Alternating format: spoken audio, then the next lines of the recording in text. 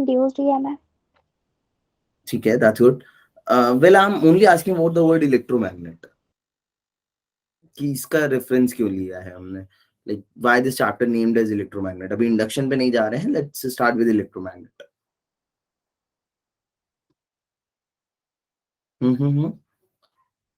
बताओ. अरे guys come on ना, सिंपल वर्ड क्या सिग्निफाई कर रहा है ये सिग्निफाई कर रहा है that there is a relation between electricity as well as the magnetism. ठीक है, जो तुमने अब तक इलेक्ट्रोस्टैटिक्स पढ़ा, ठीक है, इलेक्ट्रिसिटी पढ़ा, it somehow relates with the magnetic effects of any material. ठीक है, बिकॉज व्हेनेवर अगर कोई अच्छा एक फिजिसिस्ट बनता है and you will go to the quantum mechanics, you will eventually understand कि इलेक्ट्रिसिटी और मैग्नेटिक इफेक्ट्स ये दोनों एक डिफरेंट चीजें नहीं है. These two things are something that over every time correlates with each other and they move on together. जहां पे इलेक्ट्रिक इफेक्ट्स हैं वहां पे मैग्नेटिक इफेक्ट भी होंगे, जहां मैग्नेटिक इफेक्ट्स हैं वहां पे इलेक्ट्रिक इफेक्ट्स भी होंगे ही होंगे. Is it clear to you all? Yes, sir. Yes, तो sir. इसका simple सा मतलब है, इसका सिंपल सा मतलब है that how electricity and magnetism correlates. This is something that we try to understand today. है ना, तुम लोगों ने पढ़ा है, बेसिक्स तुम्हें आती होंगी चीजें. ठीक है, now the second word that we are using is known as induction. So induction का मतलब समझते हो, अच्छा तुम्हारे घर में इंडक्शन कुकर होगा ही, मोस्टली लोगों ने देखा होगा. So what actually the induction means?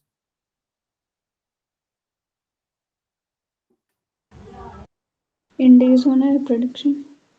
हाँ, इंड्यूस होना. To so it to change the charge without touching. हाँ, actually it signifies that you are not actually putting any force or you are not actually applying it, but what you are doing is doing with the help of some field forces. So field forces की वजह से किसी भी body में कोई change का induce होना, किसी भी चेंज बॉडी में चेंज होना is known as the induction. So induce होती है चीजें. अभी इंड्यूस कुछ भी हो सकता है ना. तुम किसी को देखते हो अपने आसपास and you feel something like कि इसके ऐसा बनना है या फिर एनीथिंग, तो वो तुम्हारे अंदर कुछ फीलिंग्स इंड्यूस होती हैं. सो ऑल इन ऑल किसी को भी जस्ट बिना फिजिकल टच किए हुए तुम्हें उस चीज को क्या कर रहे हो, you are generating some changes inside you. So that is what induction actually signifies. And as per this chapter हम simple सा ये concentration रखेंगे कि किस तरीके से मैग्नेटिज्म के साथ साथ इलेक्ट्रिक इफेक्ट्स इंड्यूस होंगे. ठीक है, अच्छा अगर तुम याद कर पा रहे हो, सो इन द अर्लियर चैप्टर हम लोग ने जस्ट इसका रिवर्स पढ़ा है. मतलब हम लोग ऑलरेडी पढ़ चुके हैं कि अगर करंट है तो वो कैसे इंड्यूस करता है किसको, magnetic magnetic field. Field. This is something already understood. अब इसका अपन वैसे वैसा पढ़ेंगे. ठीक है, तो इसका अपन ऐसा रिवर्स वाला इस चैप्टर में कवर करेंगे. लैग कर रही है आई थिंक इसके.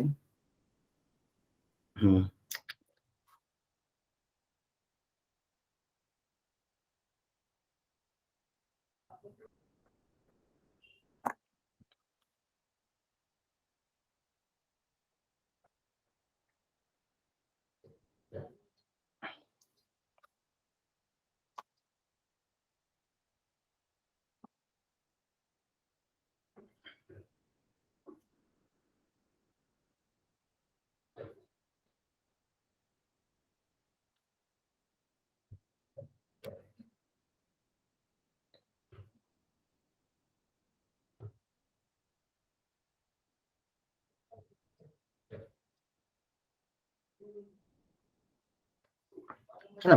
चलो चलो इसको कंटिन्यू करो जल्दी से. ठीक है, so this is what we try to understand. अब इसमें सबसे पहले जो चीज आती है, अगेन हर चैप्टर में जैसे करते हैं वो इस चैप्टर में रहेगा. तो सबसे पहले अपन देखते हैं ऑब्जर्वेशन, है ना. तो सबसे बेसिक ऑब्जर्वेशन क्या थी, किसी को पता है सबसे पहले ऑब्जर्वेशन इसमें कौन सी है? ऑब्वियसली पता ही होगी. किसकी थी पहली ऑब्जर्वेशन?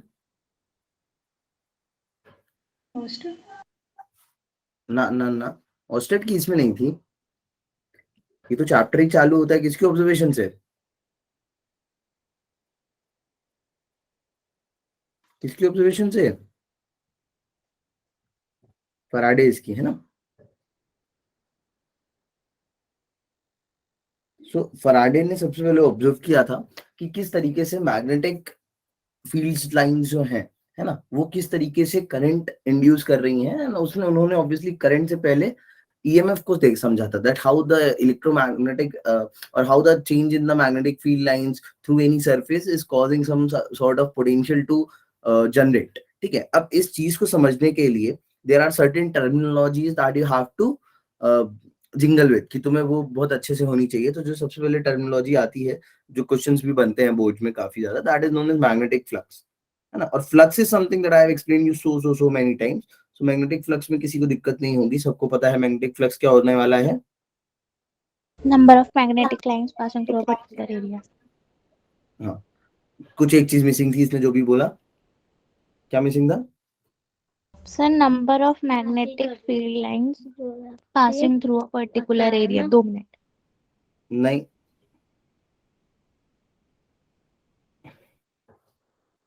बताओ क्या मिसिंग है? Number of magnetic field of lines passing, क्या मिसिंग है?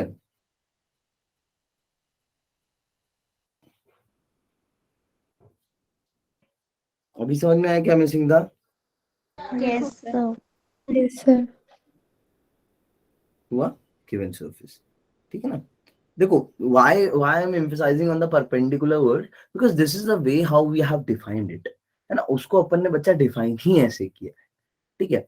और डिफाइन ही ऐसे किया है, तो हमें हमेशा जब भी एक्सपेरिमेंट्स करते हैं या जब भी मैथमेटिकल एनालिसिस करते हैं, we only try to concentrate on these particular magnetic field of line बच्चा, जिसके क्या होते हैं, जो भी गिवन सरफेस के परपेंडिकुलर है ना। एंड मैं गिवन सरफेस लिखता हूँ यहाँ पे, मैं हमेशा सरफेस लिखता हूँ, मैं एरिया इसलिए नहीं लिखता हूँ बिकॉज जिससे तुम कंफ्यूज ना हो, है ना। बिकॉज तुम्हें पता है we are taking the area vector perpendicular to the surface, so I don't want to write it ki perpendicular to the area, because parallel to area but perpendicular to the surface, है ना। अब जैसे इसका example मुझे explain करना है, so how can I explain it? Simple सी बात है, मैं तुम्हें जैसे अब तक इलेक्ट्रिक फ्लक्स बना के आया था वैसे डिफाइन कर सकता हूँ कि जैसे मान लो ये एक मैग्नेटिक फील्ड लाइन है, ठीक है ना। ये एक यूनिफॉर्म मैग्नेटिक फील्ड बना दी मैंने। सो एक यूनिफॉर्म मैग्नेटिक फील्ड में if I want to show you कि कैसा दिखेगा, तो मान लो कोई सरफेस है ना, this is perpendicular surface, magnetic field lines के ऑब्वियसली ये परपेंडिकुलर है, मान लो सरफेस, है ना, समथिंग लाइक दिस, ठीक है। So you always have to consider that magnetic field of lines जो एग्जैक्टली क्या हो, इस सरफेस के, है ना, ऐसे परपेंडिकुलर पे हो, है ना, this 90 degree. So perpendicular to the surface. If I ask you कि एरिया और मैग्नेटिक फील्ड के बीच में वेक्टर क्या होना चाहिए जब भी मैग्नेटिक फील्ड कंसीडर कर रहे हो, then you will say it is 0 degree, है ना, 0 डिग्री। अच्छा, how will define it mathematically, mathematically कैसे डिफाइन करते हैं ये भी पता ही होगा। Phi is equals to B dot D. Mathematical representation कैसे रहता है इसका, phi B equals to B dot A, है ना, ऐसा लिख दो।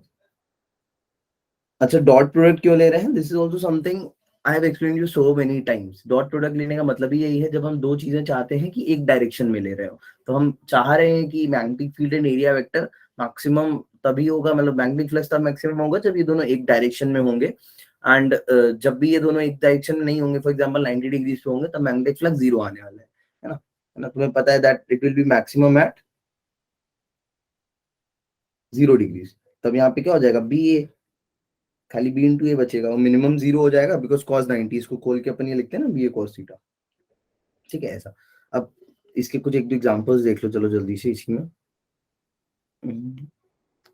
देखो जैसे सपोज करो ये है, अभी लेट्स से कि मैं मैग्नेटिक फील्ड लाइंस को कुछ टर्न कर देता हूँ, है ना, लेट्स से कुछ ऐसे जा रही है मैग्नेटिक फील्ड लाइंस, ठीक है। तो मैं जब भी अब कैलकुलेट कर रहा हूँ, जैसे इलेक्ट्रिक फ्लक्स में अपन करते थे, इन अ वेरी सिमिलर वे, कुछ भी नहीं है, मेरे को हमेशा क्या लेना है, मैग्नेटिक फील्ड और एरिया वेक्टर के बीच का एंगल, ये एंगल लेना है, ठीक है।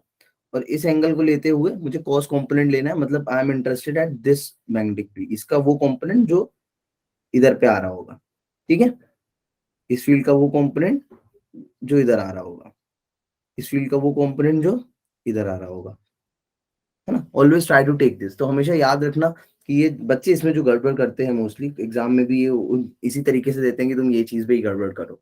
सो यहाँ पे याद रखना कि थीटा जो है ये that you have to specifically take between the magnetic field and area vector, ठीक है। अच्छा, बाकी जगह कई जगह से अपन टॉर्क और निकाल रहे थे उसमें दिक्कत नहीं आती है क्योंकि उसमें साइन थीटा का कंपोनेंट आता है। तो साइन थीटा के में मैंने तुम्हें बोला हुआ है कि sine 180 minus theta is also theta. तो तुम इसमें चाहे उसमें चाहे तुम ये एंगल लो चाहे ये एंगल लो, बात सेम होती है। बट इसमें अगर तुम ये एंगल और ये एंगल लोगे तो बात सेम नहीं होगी, है ना। ठीक है, बात समझ में आई what I want to explain? ये थोड़ा मैथमेटिकल टर्म जो मैंने तुम्हें एक्सप्लेन किया था। तो थीटा हमेशा याद रखना, एंगल बिटवीन किसके बीच में लेना है specifically? Angle between Magnetic field and area vector. Magnetic field and area vector. खूब, ठीक है। यहाँ तक आई होप सबको क्लियर होगा, ठीक है। Let's talk about the unit as well. जल्दी इसकी यूनिट्स पे भी बात कर लेते हैं, है ना। तो इसकी यूनिट्स क्या क्या है बताओ। यूनिट्स तो पता होंगी सबको, फॉर्मूले से भी बता Weber. सकते हो, जस्ट वेबर, है ना। Very well, weber. एक बताओ, एक और बताओ जो फॉर्मूले से तुम्हें दिख रही है। Tesla meter square. Tesla metre square, ठीक है। बेसिकली दो बहुत कॉमन है, इन्हीं को याद रखना, tesla into metre square and obviously और वेबर, ठीक है ना। एंड डायमेंशंस वगैरह तो इन सब चीजों की देखते ही रहना, ठीक है। डायमेंशन वगैरह निकाल लेना जस्ट इन केस कभी पूछ ले तो। वैसे यूजुअली तो ऐसा नहीं पूछेगा डायमेंशन बस पता है तुम दो की डायमेंशन बहुत अच्छे से याद रखना, वो है म्यू नॉट की और ये मैं लिख देता हूँ यहाँ पे, है ना, बिकॉज एग्जाम पर्सपेक्टिव से ये बहुत इंपॉर्टेंट है। म्यू नॉट की और किसकी? एप्सिलॉन नॉट की। ये इन दो की बहुत पूछता है, ठीक है। तो इन दो की डायमेंशन और यूनिट्स आराम से हमेशा याद रखना। चलो अच्छा, मैं पूछ ही लेता हूँ एक बार, देखूं किस किस को याद है। डायमेंशन छोड़ो, यूनिट बताओ क्या क्या है। म्यू नॉट की बताओ यूनिट क्या होती है, याद है किसी को? बिना देखे बताना बुक से। चलो जाओ, म्यू नॉट की यूनिट बताओ, पहले न्यूटन के टर्म में बताओ।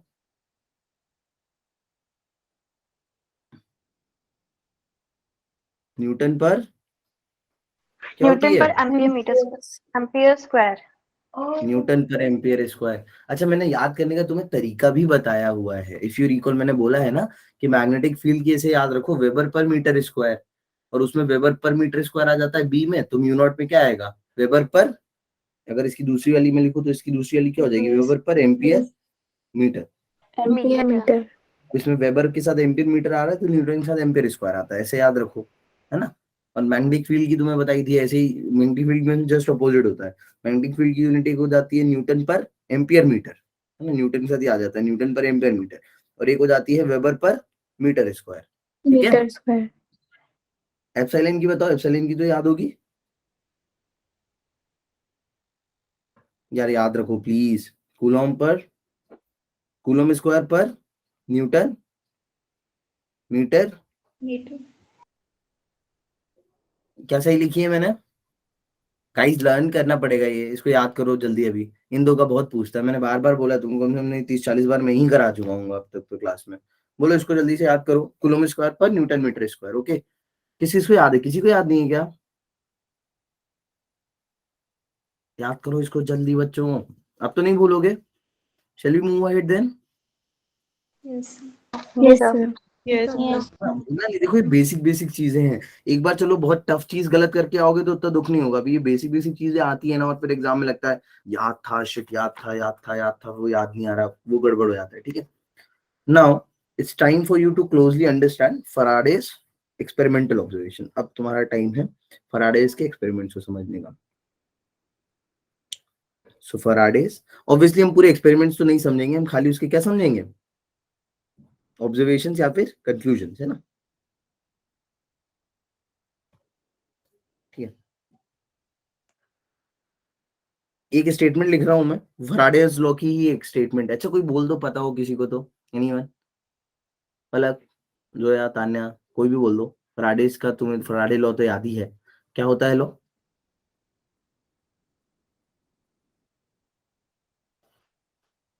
नहीं बोलोगे? कोई भी बोल दो। When magnetic flux changes through a coil, it induces EMF in the coil. Okay, it induces EMF in the coil or it induces current in the coil? अरे यार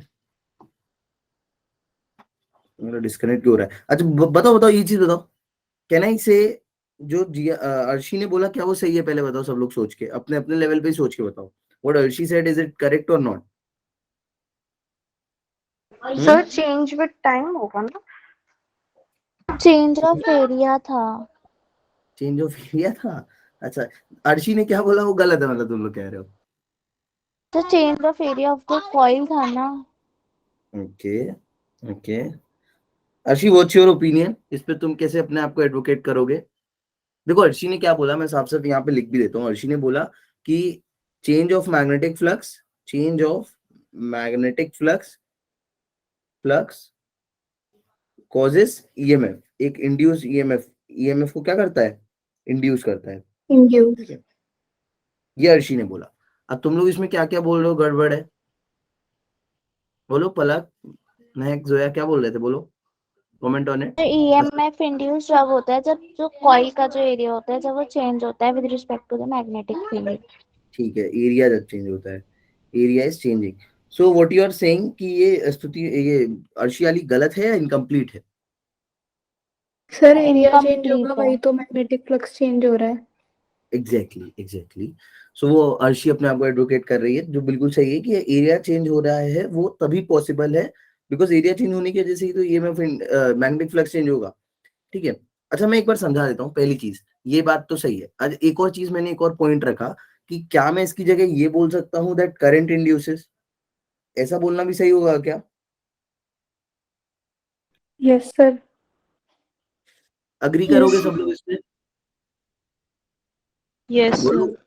हाँ, तो ये गलत है, याद रखना, कभी अपन ऐसा नहीं बोल सकते हैं करंट इंड्यूसेस। ये दो डिफरेंट फिनोमिना है। ईएमएफ का इंड्यूस होना इज श्योर थिंग, है ना? फराडे अपने एक्सपेरिमेंट के थ्रू ये चीज बोल रहे थे कि ईएमएफ इंड्यूस होगा, I am pretty sure, but current induce होगा नहीं होगा, ये चीज किस पे डिपेंड करने वाली है? किस पे? Whether the circuit is open और क्लोज। क्लोज। ठीक है, तुम एक वायर को मैग्नेटिक फील्ड में मूव कराओगे, उसके एंड्स के बीच में ईएमएफ तो इंड्यूस होगा ही होगा, बट वो वायर अगर किसी चीज से कनेक्ट नहीं है तो वहां पे करंट का फ्लो नहीं होगा। Is it clear? अब इसकी मैं प्रॉपर डेफिनेशन बता रहा हूँ, उसको याद रखना, बिकॉज बोर्ड्स में ये चीज आती ही आती है ना? इवन तुम्हारे अभी मिड टर्म्स में आई एम प्रीटी श्योर कि कहीं ना कहीं आया ही होगा, फराडेज लॉ नहीं आया था? So when the magnetic flux changes, magnetic flux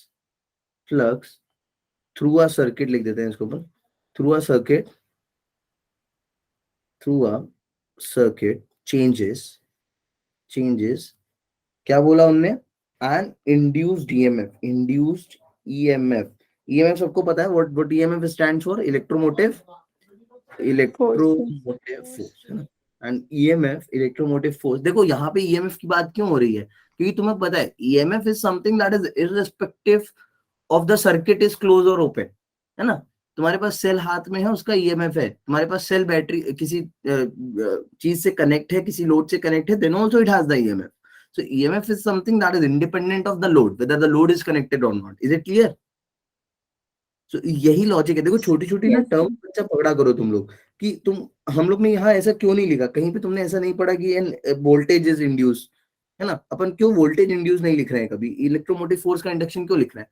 because voltage की बारी मोस्टली तब आती है जब करंट फ्लो होता है, बिकॉज वोल्टेज ड्रॉप मिलेगा अगर करंट फ्लो होगा, करंट की डायरेक्शन मिलेगा, वो सब कहानी तुमने पढ़ी है। But EMF is something that is irrespective of the current flow. Current flow होगा या नहीं होगा उससे मतलब नहीं है। अगर इंड्यूस्ड ईएमएफ है तो वहां पे एक मोटिव फोर्स जनरेटेड है। अब वो सर्किट से कनेक्ट करोगे तो करंट फ्लो होगा, सर्किट से कनेक्ट नहीं करोगे तो वो करंट फ्लो नहीं कराएगा।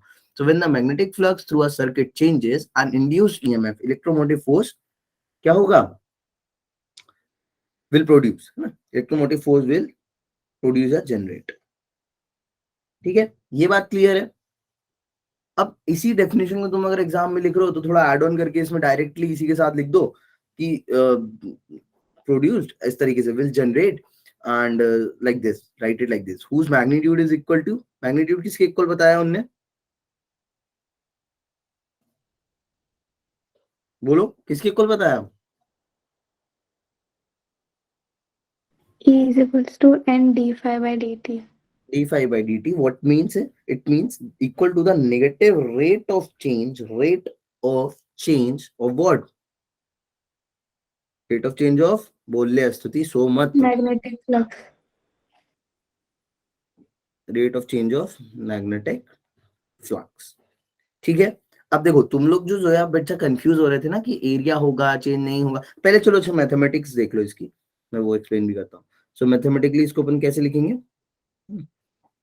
मैथमेटिकल एक्सप्रेशन क्या है इसका, राइटिंग समझ में तो आ रही है ना यार,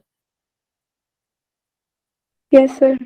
बताना अगर राइटिंग का लोचा हो तो है। सो मैथमेटिकल एक्सप्रेशन इसका सिंपल सा है, ईएमएफ छोटे सी बताएंगे अपन, is equals to minus, negative इसलिए वो भी मैं अभी एक्सप्लेन करूंगा, तो नेगेटिव है ना, ये अपन लेंस लॉ में एक्सप्लेन करते हैं ना इसको, minus d phi B by d t. अच्छा कैपिटल टी आता है, छोटा टी, वो व्हाट दिस टी मींस, यहाँ पे टी का मतलब क्या है, टेम्परेचर, Time. हाँ ये Time. टाइम है। तो याद रखना, सारी टर्म्स भी याद रखना है ना, this is the EMF, induced EMF, ये है magnetic flux, change in magnetic flux actually, क्योंकि डी से लिख रहे हैं मैग्नेटिक, और चेंज इन मैग्नेटिक फ्लक्स, ये क्या है, चेंज इन टाइम। ठीक है, ये तीन चीजें हैं, याद रखना। अब सबसे बड़ी चीज जो आई तुम्हें यहां से समझ में, वो आई कि भैया जब जब मैग्नेटिक फ्लक्स चेंज होगा, किसी भी कॉइल से पास होता हुआ मैग्नेटिक फ्लक्स चेंज होगा, तो उस कॉइल में एक ईएमएफ तो इंड्यूस होगा ही होगा। अब डायरेक्शन क्या है वो सब बातें बाद में करेंगे, पहले देख लेते हैं कि पॉसिबिलिटीज क्या है, क्या क्या है पॉसिबिलिटीज, जिस चीज के लिए अभी तुम लोग आर्ग्यूमेंट कर रहे थे ना, वो चीज है। मतलब अगर मैं लिखूं कि veg ways to change the magnetic flux, change the magnetic flux, कि कितने तरीके से एक्चुअली मैग्नेटिक फ्लक्स चेंज हो सकता है। तो तुम लोग जो कुछ भी बोल रहे थे ना, वो एक ही तरीका नहीं है बच्चा, देयर आर मल्टीपल वेज। अब वो मल्टीपल वेज जल्दी से समझेंगे स्तुति, है ना। देखो इधर फॉर्मूला तुमने फ्लक्स का क्या पढ़ा है, ये पढ़ा है बी ए कॉस थीटा, ये पढ़ा है, बोलो। Yes, sir. अच्छा मैं इधर एक चीज लिखूंगा, उस चीज को जस्ट देख लेना, कंफ्यूज मत होना उस चीज को देख के, ठीक है। वो मैं थोड़ी सी बस तुम्हें समझाने के लिए लिख रहा हूँ। अभी मैं इस चीज को पार्शियली डिफरेंशिएट करूंगा, क्या करूंगा, इस इक्वेशन को पार्शियली, डिफरेंशिएट। Differentiate. बस मैं समझाने के लिए। और पार्शियली डिफरेंशिएट बच्चा मैं इसलिए करूंगा, why I will do the partial differentiation, because यहाँ पे एक जो मेरा फंक्शन एक वेरिएबल है, यानी मेन वेरिएबल जो है या डिपेंडेंट वेरिएबल है, वो कितने इंडिपेंडेंट वेरिएबल पे डिपेंड कर रहा है, 3, है ना। फाई की वैल्यू बी पे भी डिपेंड कर रही है, ए पे भी कर रही है, और थीटा पे भी कर रही है। ये तीनों ही चीजें क्या हो सकती हैं, इंडिपेंडेंट वेरिएबल। तो मैग्नेटिक फील्ड भी चेंज कर सकते हो, एरिया भी चेंज कर सकते हो, थीटा भी चेंज कर सकते हो या नहीं कर सकते हो, यस। है ना। Is it clear. तो मैं बस इसीलिए इसको पार्शियली डेरिवेट करूंगा ना, तो मैं बस तुम्हें दिखाने के लिए करूंगा, तो तुम उसको कंफ्यूज मत होना। बट तुम अगर आगे चल के, वैसे तो तुम्हें उतना यूज नहीं आएगा, but still just see it. So if I differentiate it, मैं बस दिखाने के लिए तुम कर रहा हूँ, है ना। सो अगर मैं इसको ऐसे डिफरेंशिएट करूंगा, तो मुझे देखना क्या मिलने वाला है ना। सी, ट्राई टू सी सब लोग। सो लेट्स से टाइम के रिस्पेक्ट में कर देते हैं अपन इसको। सो मान लो सबसे पहले बी ए को कांस्टेंट लिया, बी ए, ठीक है, डेल cos थीटा का हो गया मान लो माइनस साइन थीटा, डिफरेंशिएशन, और del theta upon del t, फिर प्लस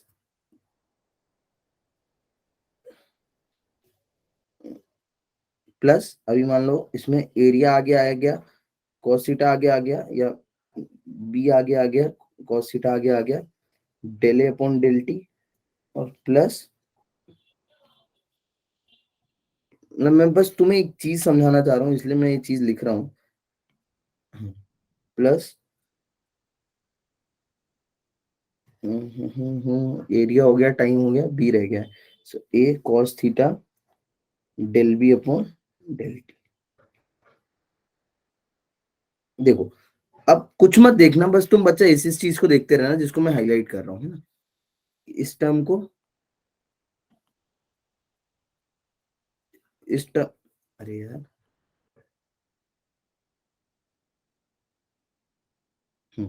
देखो सब लोग, इस टर्म को देखो, इस टर्म को देखो और इस टर्म को देखो, ठीक है।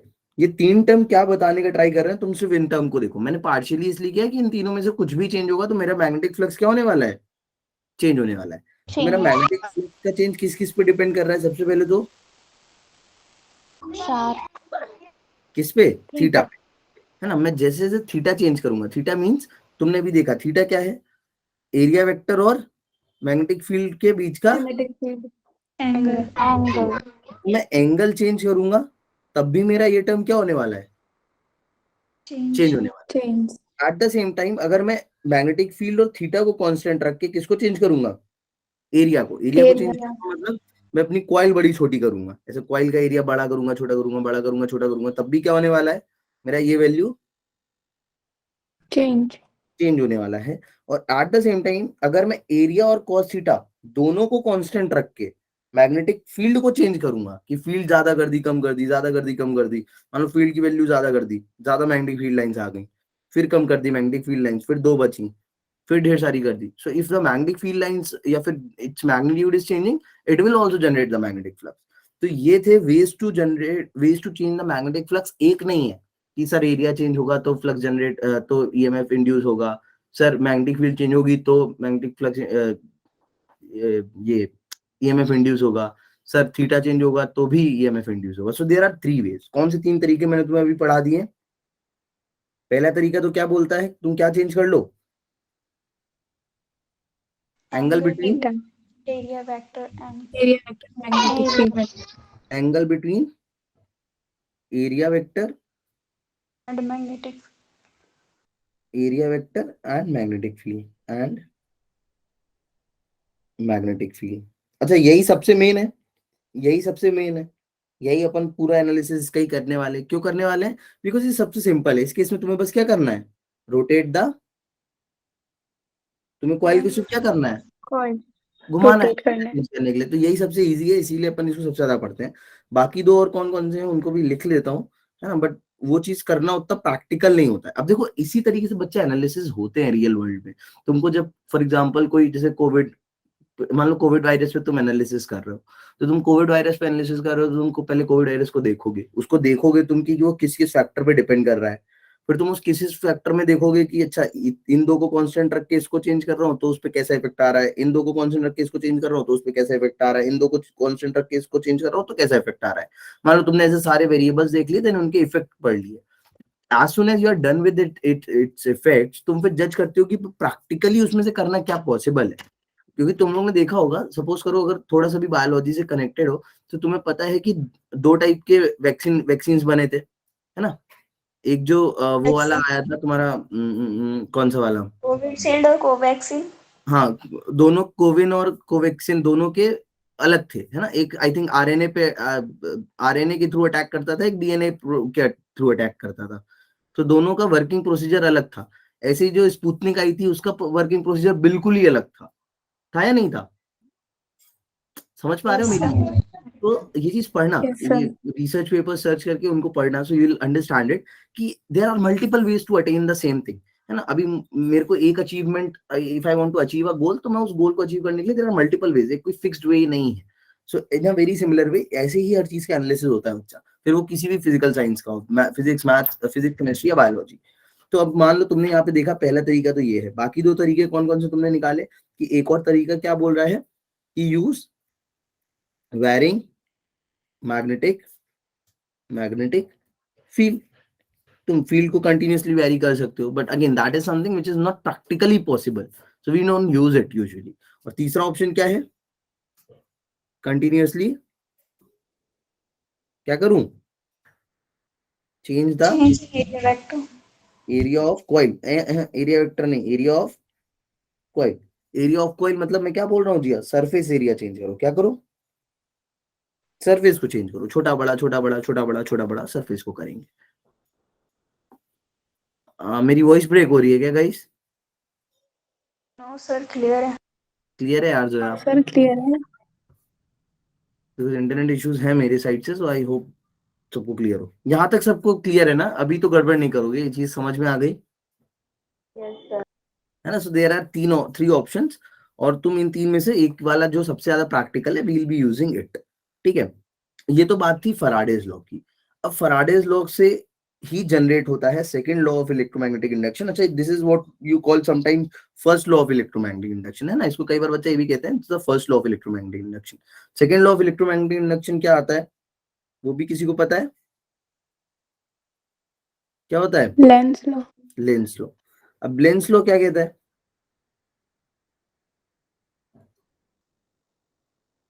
What this Lenz law says, Lenz law क्या बोलता है? लेंस लॉ, देखो Lenz law actually magnetic field से ही नहीं, लेंस ने जो पूरा कई एनालिसिस किए थे, उनका नाम कई जगह तुम सुनोगे अगर आगे पढ़ोगे तो। सो उन्होंने ये चीज ऑब्जर्व करी थी कि यूजुअली क्या होता है पता है, डायरेक्शन ऑफ इंड्यूस करंट जो होता है वो अपने कॉज को ही अपोज करता है। एक्चुअली कोई भी जो नेचुरल फिनोमिना हो रहा है वो अपने कॉज को ही अपोज करता है। कोई भी नेचुरल फिनोमिना तुम देख लो, वो अपने कॉज को अपोज करता है। कैसे अपोज करता है? फॉर एग्जाम्पल, जैसे मान लो कि ये एक वो है, लेट्स से एक पहाड़ है ना, दिस इज अ माउंटेन। इस माउंटेन में से मान लो क्या हो रही है, एक रिवर नीचे फ्लो कर रही है, कर रही है। यस अच्छा, सर। अब तुम्हें पता है बेसिक ज्योग्राफी में तुमने पढ़ा होगा, ये अगर रिवर फ्लो कर रही है तो रिवर खाली पानी तो फ्लो नहीं कराती है, इसके साथ साथ कौन फ्लो कर रहा होगा? छोटे छोटे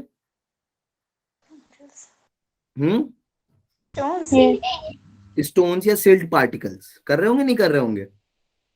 एक्चुअली अगर तुम सोचो, ये कंटिन्यूअस प्रोसेस है जो हो रहा है, तो अगर ये सिल्ट पार्टिकल्स ला ला के कहाँ पे डाल रही है? ओशियंस में, है ना, ओशियंस में जो सैंड रेत देखते हो वहां पे अगर ये डाल रही है, सो दैट मीन्स कि ये सिल्ट पार्टिकल यहाँ से आ रहे हैं। अच्छा, रिवर ऊपर से नीचे फ्लो ही हो रही थी, क्यों? क्योंकि यहाँ पे एक पोटेंशियल का डिफरेंस था, there is a difference in a potential energies. अभी सिल्ट पार्टिकल धीरे धीरे आ रहे हैं, तो मानो ना मानो विद ड्यू टाइम माउंटेन्स की क्या हो रही है? डिग्रेडेशन हो रहा है। यानी एक टाइम ऐसा जरूर जरूर पॉसिबल है अर्शी, जब क्या होगा, ये माउंटेन्स जितने ऊंचे हैं उतने ऊंचे नहीं बचेंगे। नहीं रहेंगे। तो अगेन कोई भी फिजिकल प्रोसेस जो होगा वो अपने कॉज को क्या करने वाला है? अपोज। अपोज। वो चाहता ही नहीं है कि वो हो, ठीक है। So everything it happens in this way only. यार सन बर्न हो रहा है, हमेशा बर्न नहीं होता रहेगा, एक पॉइंट के बाद वो भी क्या हो जाएगा? फ्यूल खत्म हो जाएगा उसका।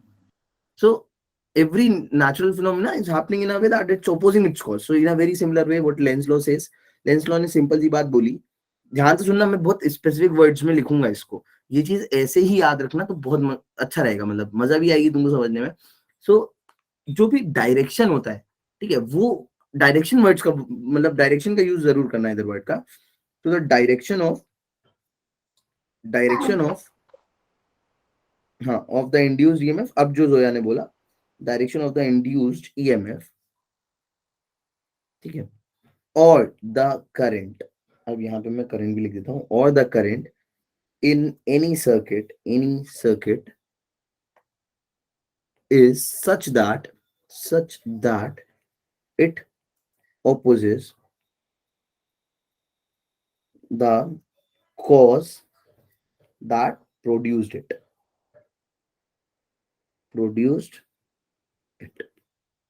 ठीक है, यस सर। ठीक है, ये बात है लेंस लॉ की। सो इसको याद रखना, इससे तो ऐसी स्टेटमेंट ही आती है। आज सच इसमें कुछ बहुत ज्यादा बड़ी चीज है नहीं याद रखने को, you have to typically learn this definition. ठीक है, अब एक मैथमेटिकल एनालिसिस कर लें अपन, है ना, उसके बाद भले ही क्लास एंड कर देंगे। तो वो एनालिसिस क्या है, बिकॉज मेरा कैमरा ऑफ है, तुम लोग को मजा आ नहीं रही होगी।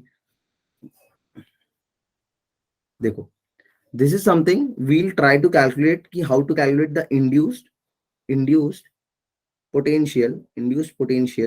किसमें कैलकुलेट करते हैं? सबसे पहले induced potential in a moving straight wire. ठीक है, मूविंग स्ट्रेट क्या ले लेते हैं? वायर और कंडक्टर।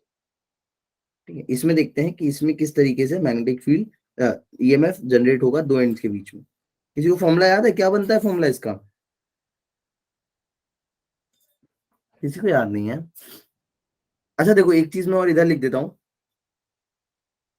यहाँ पे नोट करके ऐसा तुम्हारे लिए, तो ये याद रखना, नोट करंट, या ऐसे लिखते हैं, if the circuit of the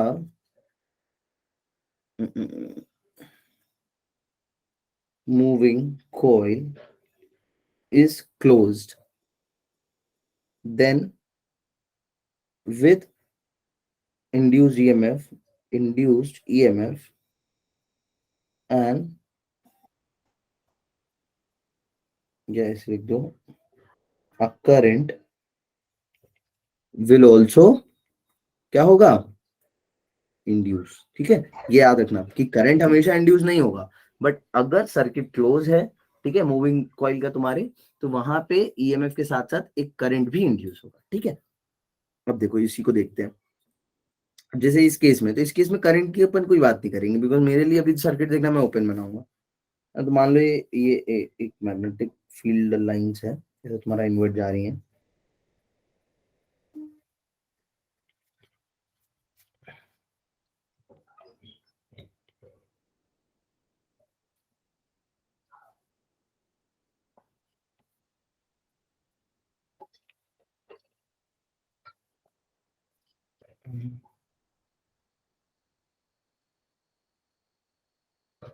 ठीक है, ये मान लो मैग्नेटिक फील्ड लाइंस है, और इस मैग्नेटिक फील्ड लाइन में अपन एक कंडक्टर रख देते हैं। लेट्स से कंडक्टर है,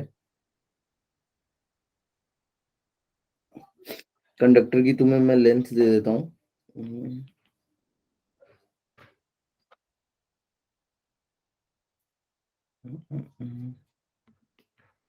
ठीक है, मान लो इस कंडक्टर की एक लेंथ है, लेट्स से एल।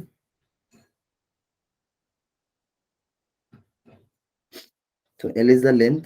इसके बाद इस डायरेक्शन में एक वेलोसिटी ले लेते हैं। कितनी वेलोसिटी? Small v। ठीक है, अब ध्यान से समझेंगे कि एक्चुअली में, मतलब मैं तुम्हें लॉजिक बताने जा रहा हूँ that why in actual current produces, current क्यों प्रोड्यूस होता है। किसी को पता है ऐसा क्यों है? एक्चुअल रीजन क्या है करंट क्यों प्रोड्यूस होता है जब फ्लक्स चेंज होता है? तो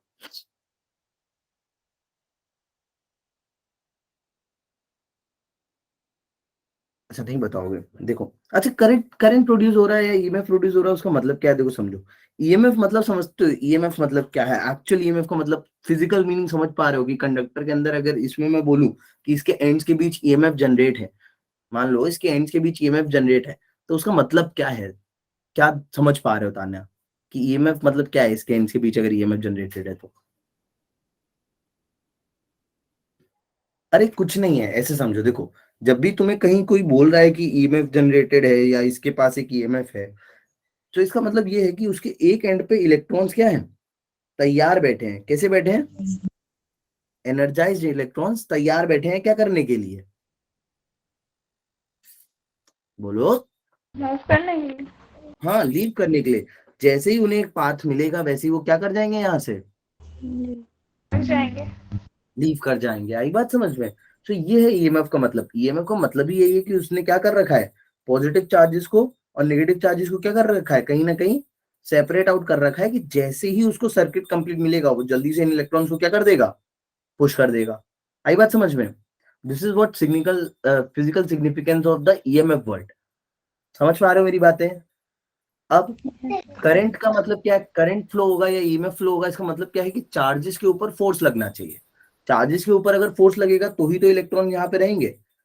एक तुम्हें कंटिन्यूअस फोर्स चाहिए ना, जो फोर्स क्या कर रहा हो, इसके इलेक्ट्रॉन्स को क्या करे, ऊपर पुश करके रखेगा, तभी तुम बोल पाओगे ईएमएफ प्रोड्यूस है। तो पुश कहां से तुम्हें मिलने वाला है? वो पुश तुम्हें मिलने वाला है guys, that you just understood in the previous chapter, कि if there is a charge that is moving in a what, तुम लोग नहीं बोलते हो, if there is a charge moving in a magnetic field, तो उस चार्ज पे क्या लगता है? अरे चार्ज है कोई, अगर मैग्नेटिक फील्ड में मूव कर रहा है तो चार्ज भी क्या लगता है? कैसे करते हो? तुम लोग सो रहे हो क्या? क्या लगता है? पीछे से कोई आवाज आ रही है, एक मिनट एक मिनट एक मिनट।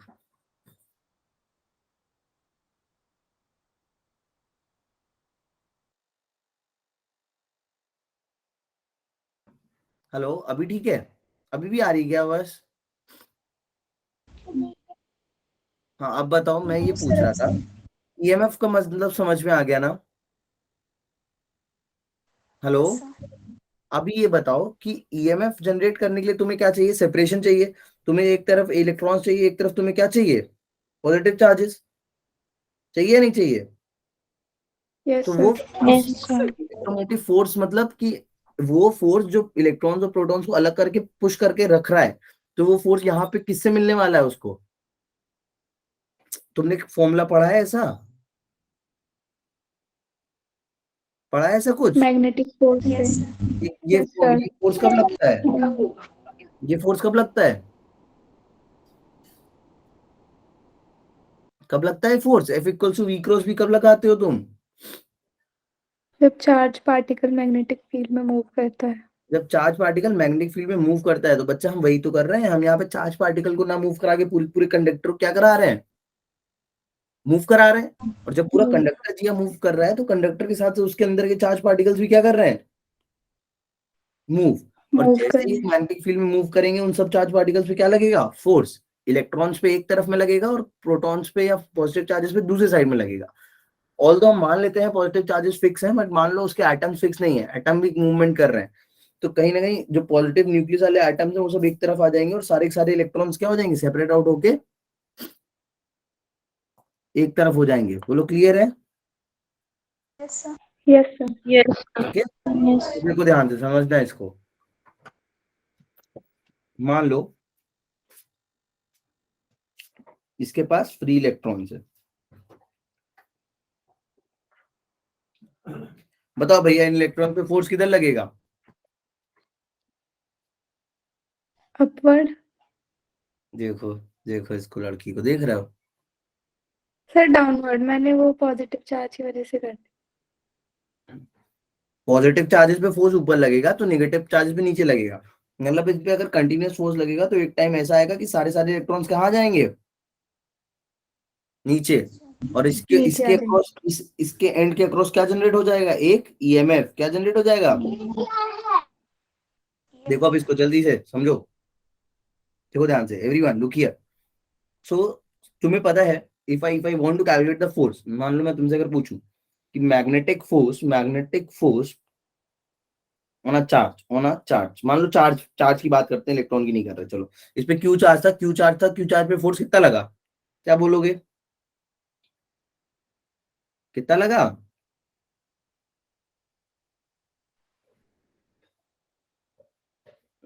क्यूवी भी लिख दूं, चलेगा? साइन थीटा कितना कितना ले लिया जरा अपने? साइन कितना है? साइन 90. साइन 90 है। जिया समझ में आ रहा है? साइन 90 है, ठीक है। सिंस थीटा इज 90 तो साइन 90 इज 1। अब एक बात समझना, यही जो फोर्स है, what force is this acting? ये फोर्स ही एक्ट कर रहा होगा। और ये फोर्स एक्ट कर रहा होगा तो इस फोर्स की वजह से, सब ध्यान से इधर देखेंगे, अभी कोई नहीं सोएगा। इस फोर्स की वजह से क्या हुआ होगा? सारे इलेक्ट्रॉन मान लो किधर आ गए हैं? किधर आ गए हैं? नीचे. नीचे. पॉजिटिव चार्जेस किधर आ गए हैं? ऊपर. ऊपर. तो अंदर पे क्या प्रोड्यूस हो गई है? एक इलेक्ट्रिक फील्ड. हो गई है। इस इलेक्ट्रिक फील्ड की वैल्यू कितनी होगी अगर मैं तुमसे पूछूं तो?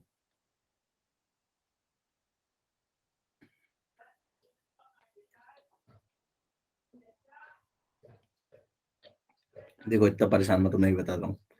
देखो electric field due to separation कितनी हो जाएगी?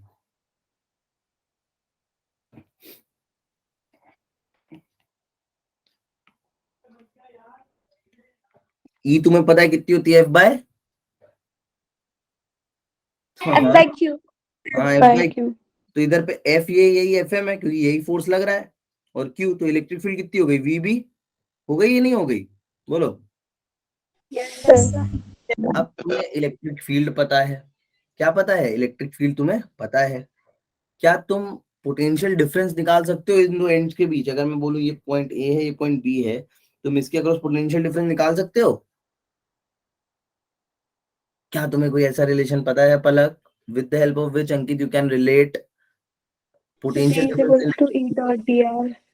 हाँ वी डीवी इक्वल्स टू, देखो एक चीज समझ लो, अगर डीवी डीआर बोल रही हो अर्शी तो बेटा डीवी बोलो, है ना। बट यहाँ पे अपन स्मॉल की बात नहीं कर रहे हैं, अपन एक लेंथ कंडक्टर लिया है, तो तुम्हें पता है अगर मैं बोलूं, है ना, if I ask you potential difference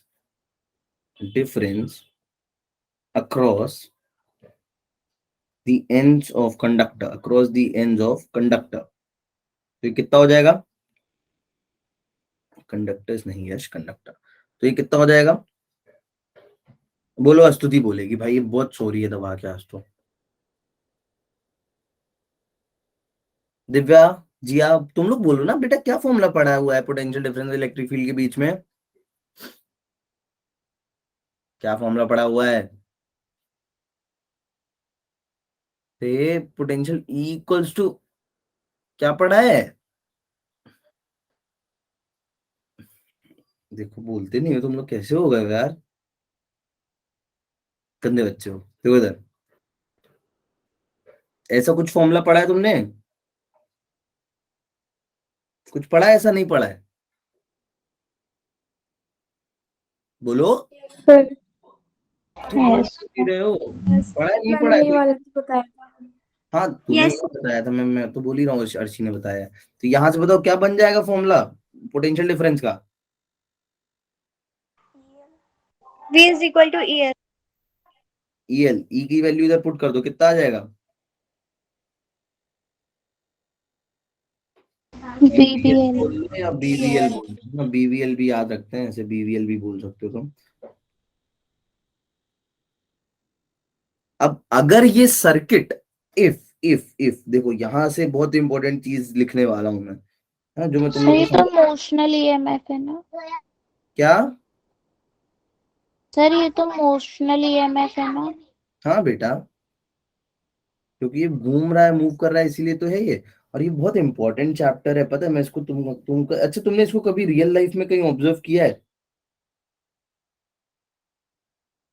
other sir then, मेरे घर की डोरबेल पे। हाँ इसका एक और मैं तुम्हें एग्जांपल देता हूँ, पता है, जो आई थिंक तुमने शायद बुक में पढ़ा होगा, रीड आउट करी होगी तो,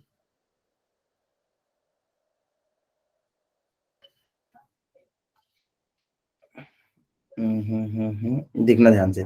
अब मान लो इसको अपन ने ना किसी रजिस्टर से कनेक्ट कर दिया, क्या कर दिया, किसी रेजिस्टर। कनेक्ट कर दिया, इसका रेजिस्टेंस आर है, तो अब तुम क्या मुझे आई बता सकते हो, यस सर। कितना हो जाएगा I, V into sir R. Ohm's laws. हाँ आई V क्या हो जाएगा, VI. ओम्स लॉ से V is equals to R। हो क्या जाएगा बताओ सॉल्व करके ना बच्चा, हो जाएगा, बोलो। Yes sir. Yes, yes. चलो यस अच्छा है सर। काम देते हैं आज के, तुम्हारा नहीं तो तुम्हारा सर उड़ जाएगा कंफ्यूजन में। ठीक है, आई होप तुम्हें चीजें समझ में आई हों guys, I hope you like the session. अच्छा एक चीज मैं जो बताने वाला था, तुम लोग ने ऑब्जर्व किया होगा कि अर्थ की मैग्नेटिक फील्ड में भी अगर कोई कंडक्टर, फॉर एग्जांपल मान लो अगर ट्रेन चल रही है, तो ट्रेन के अंदर भी क्या होता है, करंट इंड्यूस हो जाता है, पता है तुम्हें ये चीज, कहीं पढ़ा है किसी ने, ट्रेन अगर चल नहीं रही है सर। तो, नहीं पता है, देखो मैं बताऊं, तुम्हें पता है कि अर्थ है, मान लो ये मैं ऐसे ही बता रहा हूँ, है ना, ये इररिस्पेक्टिव ऑफ सब्जेक्ट है, ये मान लो ये ग्राउंड है तुम्हारा, अभी इस पे कोई भी लोहे की चीज चलेगी, है ना, कोई भी ऐसा कंडक्टिंग मटेरियल चलेगा, तुमने भी देखा ये कोई भी ऐसा कंडक्टर चलेगा, तो ये अगर ऐसा चलेगा, तो तुम्हें पता है कि अर्थ मैग्नेटिक फील्ड है, यहाँ पे कौन सी फील्ड एग्जिस्ट कर रही है, अर्थ की मैग्नेटिक फील्ड तो एग्जिस्ट कर ही रही है, मान लिया वो बहुत कम है, वो बहुत छोटी है, बट है तो, और अर्थ हाँ. की मैग्नेटिक फील्ड मूव कर रही है, तो उसके वजह से यहाँ पे फ्लक्स चेंज हो रहा है, फ्लक्स चेंज हो रहा है, तो इसके क्रॉस क्या जनरेट हो रहा है, ईएमएफ जनरेट हो रहा है। ईएमएफ। अब पता है ट्रेन के केस में तो दिक्कत नहीं आती है, क्यों नहीं आती, क्योंकि ट्रेन के व्हील्स कैसे रहते हैं, मेटल के रहते हैं, तो ट्रेन के व्हील्स में क्या रहता है, मेटल के है, तो उसमें ज्यादा इशू नहीं आता है, बिकॉज वो जितना भी उसमें करंट प्रोड्यूस होता है वो सारा के सारा अर्थ में चला जाता है। बट जो भी बसेस या कार्स हैं उनमें कभी कभी लोचा आ जाता है, क्या हो जाती है उनमें दिक्कत आ जाती है। आ जाती है, क्यों आ जाती है, क्योंकि कार्स के व्हील्स कैसे रहते हैं, बसेस और कार्स के, रबड़ के। रबर तो जो भी चार्जेस का सेपरेशन होता है, जो भी चार्ज एनर्जाइज्ड होते हैं, वो कहीं लीव नहीं कर पाते। सो कई बार ऐसा होता है कि मतलब बहुत रेयरली होता है कार्स में, तो बिकॉज उनका सरफेस एरिया बहुत छोटा होता है। बट मेनली अगर मैं ट्रक्स की बात करूँ ना, तो तुमको अगर मैं ऐसे ट्रक बना के दिखाऊं, तो तुमने कई बार ऐसा ऑब्जर्व करना, अगर नहीं किया तो करना आज से। ट्रक या उनको देखना, बसेस को, किसको, ट्रक या बसेस बसेस को को। पीछे से ऐसे कभी देखना, तो उनमें तुम ऑब्जर्व करोगे कि उनमें ना ऐसा नीचे पीछे की साइड कुछ ट्रक्स में या बस में, बिकॉज आजकल तो अपन वो यूज कर लेते हैं कुछ ना कुछ इलेक्ट्रॉनिक डिवाइसेस, बट पहले क्या रहता था, कुछ ना कुछ ऐसे तुम देखना, ऐसे चेन्स टाइप की रहती थी नीचे, ऐसे चेन से वो लोग ऐसे ट्राइंगल टाइप का लटका के रखते थे। यस सर, अभी भी होता है। कभी कभी ऑब्जर्व करके देखना कि वो ट्रेन ट्रक के पीछे ऐसे चेन से लटका के रखते हैं ट्राइंगल टाइप का, एंड वो मोस्टली टच करता है अर्थ को या नहीं भी करता है, तो कहीं कहीं पे कर रहा होता है, बट वो काफी लो रहता है। तो वो एक्चुअली इसी पर्पज से करते हैं कि जो भी यहाँ पे जो भी करंट इंड्यूस होगा, वो डायरेक्टली किसमें फ्लो कर जाए, अर्थ में। बट कभी सर जो टायर्स है मतलब ट्रक वगैरह के, वो तो रबर के बने होते हैं, वो थोड़ी ना अपना वो तो कंडक्टिंग नहीं होते ना, इंसुलेटिंग होते हैं। वो इंसुलेटिंग होते हैं, वो चार्ज हो गई, मान लो कोई ट्रक चार्ज हो गई, तुम तो कंडक्टिंग हो, तुमने जैसे केट पकड़ा, भक्क से तुमको लग जाएगा करंट, बिकॉज तुम्हारे थ्रू सारे इलेक्ट्रॉन्स क्या कर जाएंगे, फ्लो कर जाएंगे। फ्लो हाँ कर जाएंगे। ठीक ओके है, सर।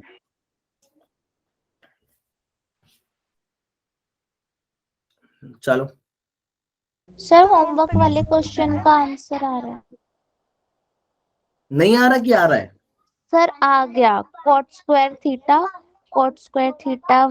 1 प्लस हाँ cot square हाँ, थीटा 2। वो क्वेश्चन किया था सबने, नहीं किया था जो मैंने दिया था, मस्त क्वेश्चन था ना वो। सर किया था, अच्छा था। अच्छा मैं देखता हूँ यार, मेरे को भेजो, Arshi please send me again, so sorry मैं रिप्लाई नहीं कर पाया बच्चा, मैं 2 दिन बहुत ज्यादा बिजी था। हाँ मैं हूँ तो अभी बहुत थका, बट मैं अभी करके देता हूँ, मेरे को लग रहा था एक गुस्सा कर रही होगी लड़की। हाँ जी हाँ, guys you can leave if you want to.